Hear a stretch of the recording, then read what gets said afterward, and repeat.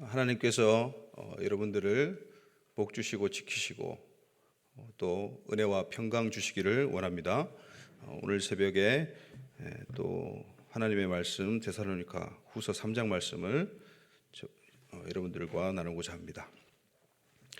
이 데살로니가 전서 후서 또 후서 이 말씀들을 짧은 말씀인데 1장부터 3장까지 전체적으로 두 가지 키워드를 가지고 볼 필요가 있을 것 같아요. 그것은 첫 번째는 바로 부르심과 영광입니다. 오늘 3장 1절 말씀 다시 한번 읽겠습니다. 시작. 끝으로 형제들아 너희는 우리를 위하여 기도하기를 주의 말씀이 너희 가운데서와 같이 퍼져나가 영광스럽게 되고. 자, 주의 말씀이 너희 가운데서와 같이, 너희 이 데살로니가 성도들을 향해서 말하는 것이죠. 그래서 데살로니가 성도들을 하나님께서 주의 말씀이 퍼져나가기 위해서 그 데살로니가 성도들을 택하신 것이죠. 그것을 우리가 1장에서도 2장에서도 볼 수가 있습니다. 우선 데살로니가 후서 1장 11절과 12절 같이 보겠습니다. 시작. 이러므로 우리도 항상 너희를 위하여 기도함은 우리 하나님이 너희를 그 부르심에 합당한 자로 여기시고 모든 선을 기뻐함과 믿음의 역사를 능력으로 이루게 하시고 우리 하나님과 주 예수 그리스도의 은혜대로 우리 주 예수의 이름이 너희 가운데서 영광을 받으시고 너희도 그 안에서 영광을 받게 하려 함이라. 아멘. 이렇게 예수님의 이름으로 너희 중에서 영광을 받으시기로 작정하셨고 또 너희도 그리스도 예수 안에서 영광을 받는다고 이야기합니다. 그러니까 영광은 상호 교환적이죠. 상호 보완적이고 하나님께서만 성도들을 통하여 교회들을 통하여 영광을 받으시는 게 아니라 우리도 예수님 안에서 영광을 취하는 거예요. 할렐루야. 놀라운 것이죠. 또 2장을 보시겠습니까? 2장 데살로니가 후서 2장 14절입니다. 14절 시작. 이를 위하여 우리의 복음으로 너희를 부르사 우리 주 예수 그리스도의 영광을 얻게 하려 하심이라. 아멘. 동일한 말씀입니다. 우리의 복음. 이 사도 바울 이 선교단이죠. 이 사도 바울의 복음을 듣고 그죠? 너희를 부르사 택하신 것이죠. 하나님께서 태초 전부터 창세 전부터 그리스도 예수 안에서 택정하사 그래서 그 데살로니가 성도들을 부르셔서 부르신 목적이 무엇입니까? 우리 주 예수 그리스도의 영광을 얻게 하려 함이니라. 그렇게 말씀하십니다. 동일한 말씀이에요. 동일한 말씀을 약간 다른 각도에서 사도 바울이 1, 2, 3장에 이렇게 영광이라는 키워드를 가지고 풀어내고 있어요. 그리고 또 하나는 선한 일이라는 것입니다. 선한 일. 자, 우리 아까 1장 11절 봤는데요. 다시 한번 보시겠습니까? 자, 여기 보시면 모든 선을 기뻐함과 이렇게 선이라는 키워드가 나오죠. 그리고 2장 17절 한번 보시겠습니까? 2장 17절입니다. 시작. 너희 마음을 위로하시고 모든 선한 일과 말에 굳건하게 하시기를 원하노라. 그리고 3장 13절입니다. 시작. 형제들아 너희는 선을 행하다가 낙심하지 말라. 아멘. 이렇게 영광과 이 선한 일 또는 선이라는 주제를 가지고 이 사도 바울은 데살로니가 후서를 풀어나가고 있어요. 그래서 오늘은 이 두 가지에 대해서 말씀을 나누고자 합니다. 첫 번째는 우리가 이 데살로니가 후서를 보고 우리에게 그렇게 적용할 수가 있겠죠. 한번 따라해 주실까요? 영광스럽게 되기를 사모하라. 사모하십니까? 이 영광이라는 단어는요, 제일 처음에 출애굽기 16장 7절에 나와요. 근데 이 조금 상황 자체가 조금 애매합니다. 왜냐하면 하나님의 위엄이 막 드러나고 하나님께서 뭔가 진짜 백성들로부터, 이스라엘 백성들로부터 영광을 받으시고 이런 장면이 아니고, 이스라엘 백성들이 출애굽을 하면서 이제 광야로 나오죠. 나오자마자 뭐 합니까? 감사하지 않고 예배하지 않고 하나님을 원망불평합니다. 모세를 원망불평합니다. 왜 우리를 애굽에 살게 하지? 그래도 우리가 종이었지만은 마음 놓고 먹고 마시고 잘 살았는데 이렇게 광야에 나와서 우리를 목마르게 하고 굶주리게 하느냐. 그래서 그 음식에 대한, 먹고 사는 것에 대한 원망과 불평을 하게 됩니다. 그래서 하나님께서는 모세에게 여호와의 영광이 나타날 것이다, 준비해라. 그런데 여호와의 영광이 어떻게 임하시냐면 만나로 임하세요. 만나를 내려주심으로 임하세요. 그것이 이 여호와의 영광이라는 첫 번째 성경에 나온 대목입니다. 그리고 두 번째가 이제 출애굽기 40장에 보면 성막이 완성이 되죠. 하나님께서 모세에게 지으라고 하신 그 성막을 드디어 완성해서 하나님께 이제 봉헌하게 되죠. 그때 하나님의 영광이, 그 쉐키나 영광이 성막을 가득 채우게 됩니다. 그래서 그 가득 채워 가지고 하나님께서 하나님의 영광을 드러내시는데, 모세조차도, 하나님의 사람 모세조차도 그 영광 가운데 가득 찬 그 성막에 들어가지 못해요. 그래서 납작 땅에 엎드리게 됩니다. 그렇게 이제 출애굽기가 마쳐지게 되는데요. 거기에서도 하나님의 영광이 나타나죠. 자, 이 두 가지를 한번 염두에 두면서 우리가 말씀을 또 보겠습니다. 영광이라는 이 말에 대해서 우리가 또 성경에 많이 접하게 되고 교회에서 이제 많이 듣게 되는데요. 예배 때마다 듣게 되는데, 영광이 이게 추상 명상이기 때문에 잘 와닿지가 않아요. 그래서 또 성경에서 많은 부분들을 이 영광을 다양하게 이야기하고 있기 때문에 딱 한 가지로 이야기할 수가 없습니다. 첫 번째는 우리 요한복음을 한번 보시겠습니까? 요한복음 7장 39절입니다. 시작. 이는 그를 믿는 자들이 받을 성령을 가리켜 말씀하신 것이라. 예수께서 아직 영광을 받지 않으셨으므로 성령이 아직 그들에게 계시지 아니하시더라. 아멘. 지금 예수님께서 성령에 대한 말씀을 이 초막절에 성전에 서서 크게 외치시면서 나를 믿는 자는 그 배에서 생수의 강이 흘러나가리라, 그렇게 말씀하시면서 이제 나오는 말씀이죠. 근데 괄호 열고 닫고 해서 이 요한 사도가 설명을 하고 있어요. 예수께서 아직 영광을 받지 않으셨으므로, 이렇게 단서를 다고 있어요. 이때는 지금 예수님께서 십자가에 돌아가시지 않은 상태였죠. 그래서 영광을 받으신다는 말씀은 십자가를 지신다는 거예요.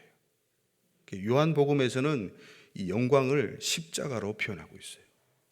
여러분, 십자가가 영광입니까? 아멘이 없네요. 십자가가 영광입니까? 우리에게 영광이 좀 있습니다. 근데 그 당시는 영광이 아니라 완전히 반대의 개념이에요. 그보다 더한 불명예가 없고 수치가 없어요. 그보다 더한 치욕이 없어요. 발가벗겨져서 처참하게 나무에 달려 저주스럽게 죽어가는 그 죄인. 그 영광이라는 단어와는 도저히 매치가 안 되는 장면이죠. 그런데 우리 하나님께서는 역전의 명수신 좀 있습니다. 그래서 그 수치와 그 사망 권세의 그 저주스러움을 완전히 뒤엎으셔서 하나님의 영광으로 삼으신 거예요. 그래서 십자가가 영광입니다. 영광스러운 십자가죠. 그 다음은 고린도전서 15장 43절 읽겠습니다. 시작. 욕된 것으로 심고 영광스러운 것으로 다시 살아나며 약한 것으로 심고 강한 것으로 다시 살아나며. 고린도전서 15장은 부활장이죠. 유명한 부활장이죠. 그래서 영광스러운 것으로 다시 살아나며, 이거는 성도의 부활을 가리킵니다. 할렐루야. 그래서 영광은 부활이에요. 영광스러운 부활. 그것이 우리의 미래 앞에 있는 줄 믿습니다. 할렐루야. 그리고 세 번째는 에베소서 5장 27절을 보시겠습니까? 시작.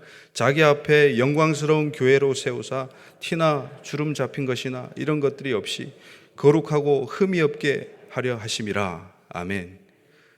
또 영광이 뭐냐? 교회예요. 교회가 우리 하나님의 영광이 됩니다. 할렐루야. 교회가 이 시대에 새가 줄어들고 코로나 영향 때문에 완전히 또 문을 닫는 교회들이 수천의 교회가 되고, 이렇게 어려움을 우리가 당하고 있지만 그 어려움과 고난 또한 하나님의 영광을 더 크게 하는 진료가 되는 것이에요. 믿으십니까? 예. 교회가 아무리 욕을 먹고 교회가 아무리 약해져도 하나님께서는 교회를 통해서, 성도들을 통해서 영광을 취하시기로 작정하신 분이세요. 그렇기 때문에 분명히 하나님께서는 다시 한번 교회를 영광스럽게 하실 것입니다. 눈에 보이는 교회가 아니에요. 그래서 하나님께서는 영광스러운 교회를 준비하셨어요. 그리고 이 에베소서의 5장의 말씀을 보면 너희 에베소서 이 성도들아, 에베소 성도들아 이렇게 권면하면서 사도 바울이 너희 남편들은 아내 사랑하기를 주님께서 교회를 사랑한 것이 하라. 우리 남편분들 찔리시죠? 그리고 너희 아내들아 남편 섬기기를 교회가 그리스도께 하는 것처럼 해라. 그렇게 권면하면서 나중에 결론이 나는 지금 비밀을 말한다. 그러면서 그리스도와 교회에 대해서 나는 말한다. 이렇게 이야기하는 거예요. 그러니까 그리스도께서 남편 되시고 교회가 신부가 된다는 거예요. 신부로 거룩하게 흠이 없게 단장하시는 것이 우리 하나님의 뜻입니다. 그리고 예수님께서 이제 재림하셔서 그 신부된 교회를 취하는 거예요. 그때 영광스러운 교회가 완성이 되는 줄 믿습니다. 자, 그 다음은 디도서 2장 13절입니다. 시작. 복스러운 소망과 우리의 크신 하나님 구주 예수 그리스도의 영광이 나타나심을 기다리게 하셨으니. 이것은 예수님의 재림을 가리키고 있어요. 그 데살로니가 전서와 후서에도 매 장마다, 이 3장에는 지금 강림 재림이란 말이 안 나오는데요, 매 장마다 나왔었죠. 이렇게 이 예수님의 강림, 다시 오심, 이 재림도 굉장히 영광스러울 것입니다. 할렐루야.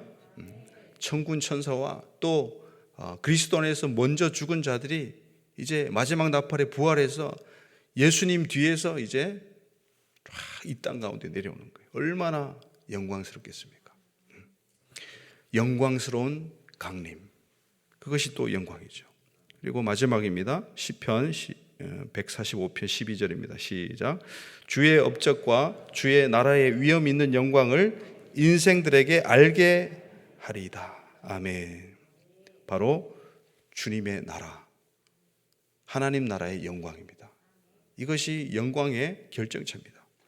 그래서 제가 짧게나마 이렇게 5가지를 이야기했는데요, 우리 예수님의 십자가가 영광이고, 할렐루야. 또 부활이 영광이고, 할렐루야. 그리고 재림이 영광이고, 할렐루야. 또 교회가 영광이고, 할렐루야. 하나님 나라가 영광입니다. 이게 영광이에요. 더 많은 부분들이 있지만 우리가 핵심적인 부분만 보았습니다. 그러면 주님께 영광이 되는 이 영광스러운 우리 교회, 이 교회가 세워져 나가기 위해서는 무엇이 필요한가? 거기에 대해서 이 데살로니가 후서 3장에서 사도 바울은 첫 번째 덕목을 꼽습니다. 그것이 바로 믿음입니다. 믿음. 근데 이 믿음은 모든 자의 것이 아니라고 이야기해요. 우리 다시 한번 2절 한번 읽겠습니다. 3장 2절입니다. 시작. 또한 우리를 부당하고 악한 사람들에게서 건지시옵소서 하라. 믿음은 모든 사람의 것이 아니니라. 이게 미스터리죠. 하나님은 모든 사람들을 구원하시는 그 뜻을 가지고 있어요. 그렇게 원하고 계세요. 그런데 또 믿음은 모든 사람들의 것이 아니라고 이야기해요. 우리가 다 알 수 없는 신비죠. 그런데 사도 바울은 우리를 부당하고 악한 사람들에게 건지시옵소서, 마치 주기도문의 말씀을 또 이렇게 인용하는 것을 우리가 보게 됩니다. 악에서 구하소서. 그리고 악에서 구하시는 것, 또 선하고 의로운 또 성도들을, 하나님의 사람들을 핍박과 환난 가운데 두시고 고난받고 또 죽게 하시는, 순교하게 하시는 그런 일들도 우리는 보게 됩니다. 그런데 그것 또한 하나님의 뜻이겠죠. 그래서 하나님의 뜻이 이 땅 가운데 온전히 이루어지는 것, 그것에 대한 그 믿음이 우리에게 있어야 될 줄 믿습니다. 어떤 상황 가운데 우리가 건진받고 또는 우리가 다치거나 사망하거나 이런 걸 가지고 하나님의 영광을 우리가 오락가락해서는 안 돼요. 그래서 우리가 하나님의 뜻이 각 개인뿐만 아니라 가정과 우리 교회와 우리 나라와 민족 가운데 온전히 이루어지는 것 자체가, 거기에 대한 믿음이 우리에게 있어야 될 줄 믿습니다. 3절 그렇게 또 이야기하죠. 주님이 미쁘시기 때문에. 주님이 미쁘시다는 말은 주님이 믿음직하다는 말이에요. 주님이 믿음 자체이시고 믿을 만한 분이시기 때문에 주님의 믿음으로 굳건하게 하신다는 거예요, 성도들을.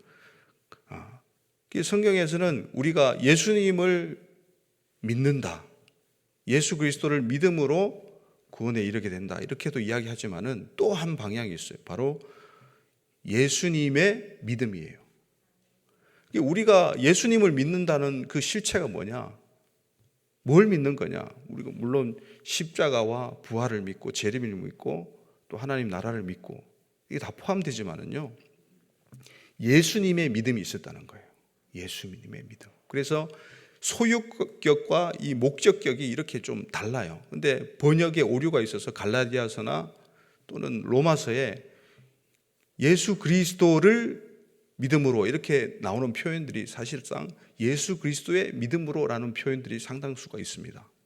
그것들을 다 밝혀 우리가 볼 수는 없는 지금 시간이지만은 예수님의 믿음이 있었다는 거예요. 어떤 믿음이요? 우리가 유추할 수 있습니다. 히브리서 11장을 보면 이제 믿음의 선진들의 기사들이 나오죠. 특히 아브라함을 보면 또 이삭을 보면, 그죠? 하나님께서 이삭을 이제 바치라고 하죠.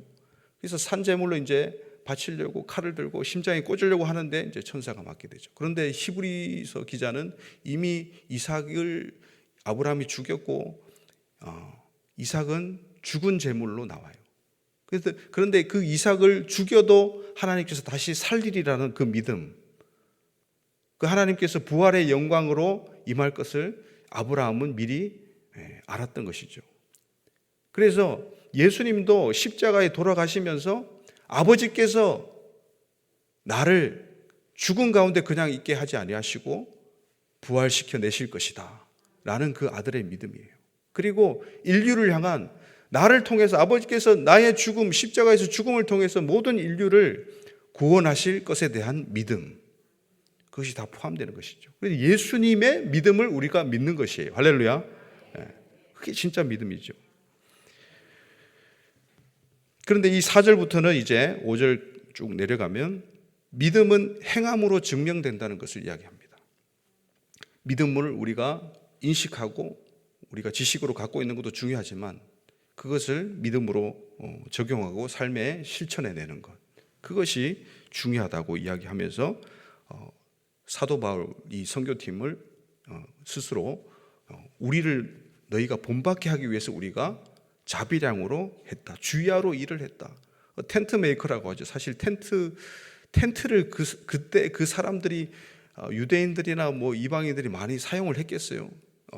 근데 학자들은 그런 견해도 있습니다.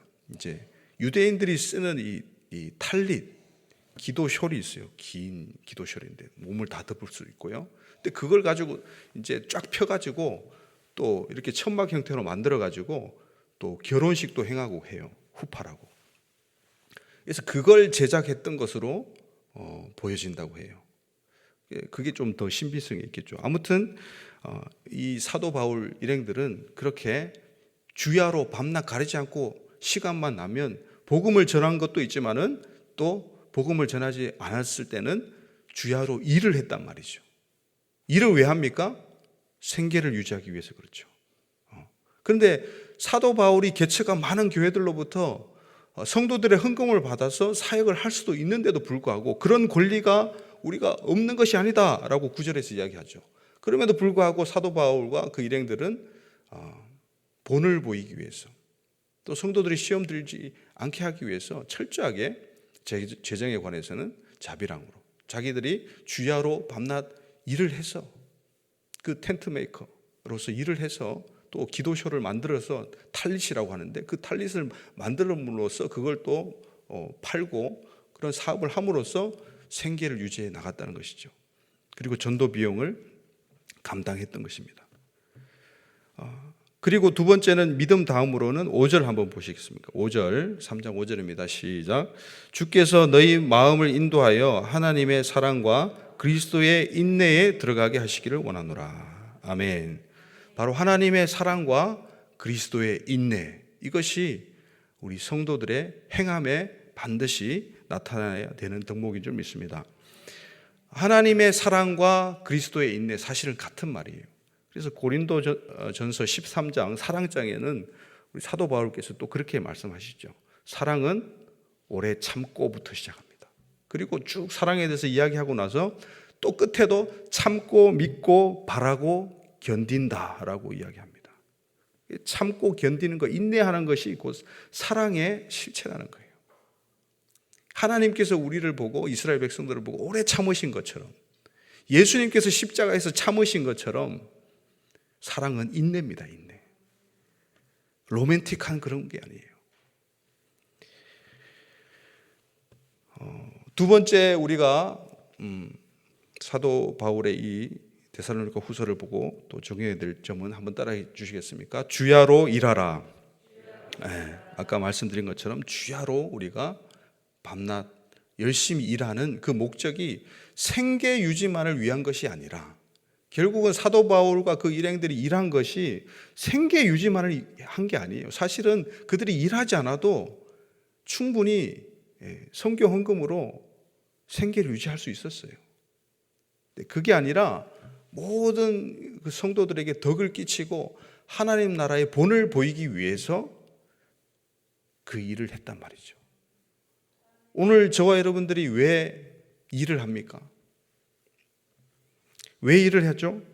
우리는 왜 자고 눈만 뜨면 일을 해야 되죠? 무엇을 위해 일해야 됩니까?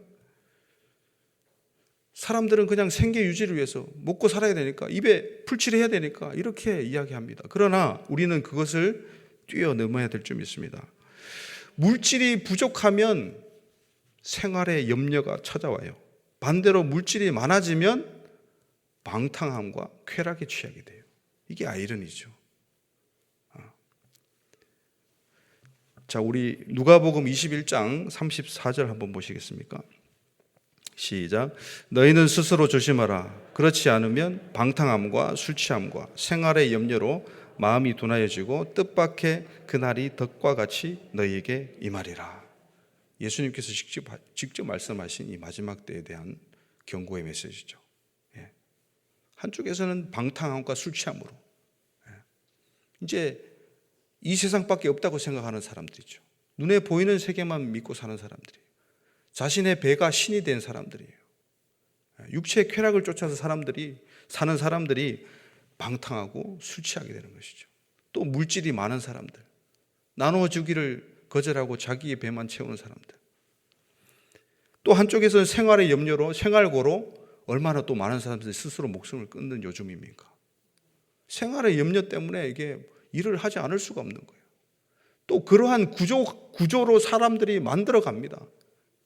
이 어둠의 세력들이 세상을 갖다가요, 금융도 조정하고, 전쟁도 조정하고, 다 해가지고 이것들을 이 구조 자체를 자꾸 이제 바벨론화, 이 제국으로 만들어 가요. 그래서 프랑스의 마크롱 대통령이 전 영국 수상하고 이제 이야기한 G7 그 회담을 들어보면, 야, 이제 우리가 미국도 러시아도 우리가 우방이 아니다. 믿을 수가 없다. 우리 유럽을 우리 스스로 지켜내자. 그래서 우리 로만 엠파이어, 로마 제국을 다시 일으키자. 이런 소리를 했어요. 굉장히 의미심장한 말입니다. 예. 그런 시대에서 구조적으로 전 세계적으로 일하지 않으면 살 수 없고 대부분의 사람들이 빚을 지게 만들고 구조적인 결함이죠. 우리는 그 속에서 지금 허덕이면서 살고 있는데 우리는 이것을 초월한 하나님 나라를 바라보며 살아야 될 줄 믿습니다. 재정에 대해서도 마찬가지예요. 그래서 12절에 조용히 일하고 자기 양식을 먹어라 그러죠. 근데 이 데살로니가 교회는 또 이 잘못된 재림 신앙을 가진 사람들이 있었나 봅니다. 그래서 예수님이 곧 오실 건데 사도 바울이 말하지 않느냐, 사도 바울도 곧 오신다고 믿고 있었고요. 근데 언젠지는 모르죠. 그런데 곧 오실 테니까 우리가 일해봤자 무슨 소용이 있냐, 돈을 벌어봤자 무슨 소용이 있냐, 저축을 해봤자 무슨 소용이 있냐. 그래서 우리가 그냥 게으르게 있는 거예요. 근데 그런 잘못된 재림 신앙을 가진 사람들에 대해서 일침을 놓죠. 주야로 우리는 일을 했다. 너희도 너희 앞가림을 해라. 그래서 자기 양식을 먹어라. 조용히 일하고 자기 양식을 먹어라. 남에게 피해를 주지 마라. 그렇게 이야기를 하는 것이죠. 마지막입니다. 한번 따라해 주시겠습니까? 선을 행하라. 예, 우리 13절 같이 보겠습니다. 시작. 형제들아, 너희는 선을 행하다가 낙심하지 말라. 그렇게 이야기합니다. 선을 행하다 보면 낙심하기 마련입니다. 왜냐하면 세상은 악하기 때문이에요. 악해야 돈을 벌고 악해야 성공하는 경향성이 많기 때문에 세상은 자꾸 악을 부추깁니다. 어릴 때부터 경쟁 구도에 들어서게 하면서요. 그런데 우리 주님은 사도행전 10장 38절입니다. 시작.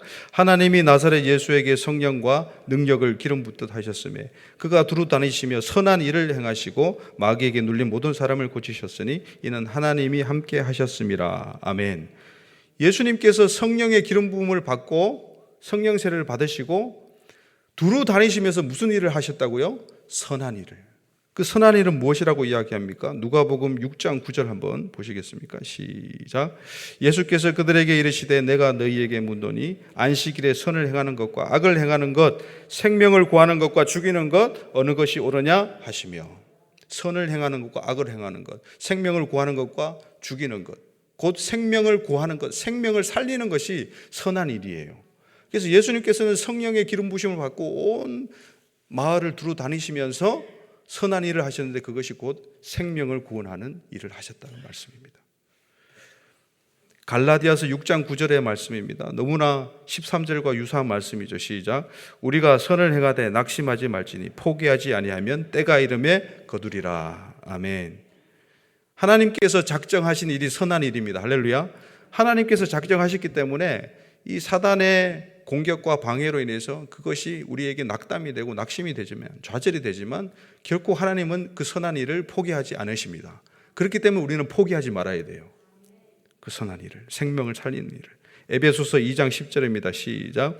우리는 그가 만드신 바라 그리스도 예수 안에서 선한 일을 위하여 지으심을 받은 자니 이 일은 하나님이 전에 예비하사 우리로 그 가운데서 행하게 하려 하심이니라. 아멘. 우리가 여러분 하나님께 지음을 받았습니다. 믿으십니까? 하나님께서 우리의 창조주심을 믿습니까? 왜 지으셨느냐? 하나님의 선한 일을 그리스도 예수 안에서 하게 하기 위해서 우리를 부르셨단 말이죠. 할렐루야. 그렇기 때문에 하나님은 결코 그 선한 일을 멈출 수가 없고 포기하실 수가 없습니다. 그렇기 때문에 우리는 그 선한 일을, 오늘도 그 선한 일을 항상 생각하면서 우리 삶 속에서 행동으로 풀어내기를 주님의 이름으로 축원드립니다. 자, 우리 기도합시다. 하나님, 오늘도 우리를 영광스럽게 하여 주시옵소서. 주님께 영광 돌리는 하루가 되게 하여 주시옵소서. 십자가와 부활과 교회와 주님의 강림과 주의 나라가 영광의 결정체인 줄 믿습니다. 주님, 그 영광으로 우리가 달려가게 도와주시고 우리가 영광스러운 교회로 서기까지 믿음과 그리스도의 인내가 있게 하여 주시옵소서. 주야로 열심히 일을 하는 자 되게 하시고 이 세상 만모니즘을 초월해서 먹고 사는 것을 초월해서 하나님 나라를 위해서 일하는 자들 되게 하여 주시옵소서. 선을 행하게 도와주시옵소서. 우리 기도하며 나갑니다. 하나님 아버지, 오늘도 영광 가운데 말씀 가운데 이 말씀이 퍼져나가게 하시니 감사합니다. 주의 말씀으로 말미암아 영광스러워지는 주님의 나라를 기대합니다. 하나님 아버지께서 영광 받으시고 예수님께서 영광 받으시고 성령님께서 영광 받으신 줄 믿습니다.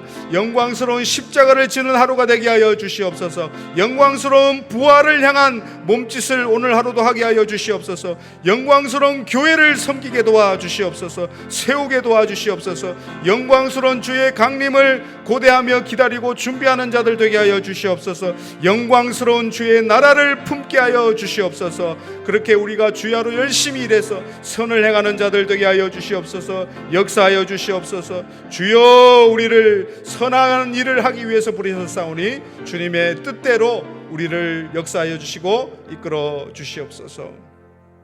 하나님, 우리가 오늘도 영광스러운 십자가를 지기를 원합니다. 영광스러운 부활에 이르기를 소망합니다. 영광스러운 교회를 섬기며 세워나가기를 원합니다. 영광스러운 주의 강림을 고대하고 준비하기를 원합니다. 영광스러운 주의 나라를 품고 살기를 원합니다. 주님, 우리와 함께하여 주시옵소서. 주야로 열심히 일하면서 주의 나라를 위해서 주님, 우리가 먹고 사는 것을 초월해서 일하게 도와주시옵소서. 선을 행함으로 주님의 그 뜻을 나타내는 그런 교회로, 그런 성도들로 오늘도 세워주시옵소서. 감사하고 예수님의 이름으로 기도드리옵나이다. 아멘.